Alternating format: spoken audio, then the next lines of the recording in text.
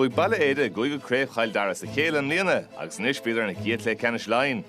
An aireocht roi a bhuachant nó an aireocht le cailmachar na crocaig a drí craobh lein a chéile bhuachant. Ní hála de sláán a man trátapsta. Fod an na bhór sa. It's an tullag bhór an canta sláán a tríd ag cailmachar na crocaig. Tás a maith chuí léon cheis fé. Brúinis ar fosantóirí bhaile éidir canta nada sa líontán.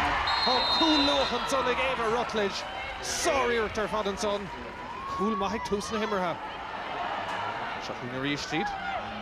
Brúinis ar bhaile éidir fosanta dhéanamh. Tá sé dul ó ghuine go duine seans ar cúil eile agus tá sé ríist.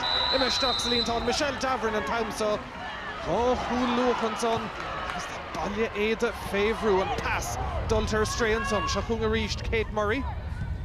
Tríála sí cúlín agus an cansa Haran Trasnán. Sgwymach an son aché. Siartile seach ó cailmachar na crocaig, smacht ag Molly Lamb.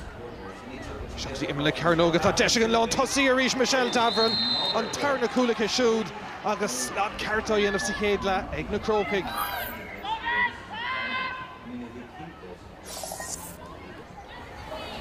Cantal me her stré rís ag baile éide Dacrachtaí an fella chamád gannach éon cúlín bhána cáil sinna teachtó chiic séir agus Michelle Davern a teacht báutháin eile fuair sí gá chúlúntaach in san chéad le.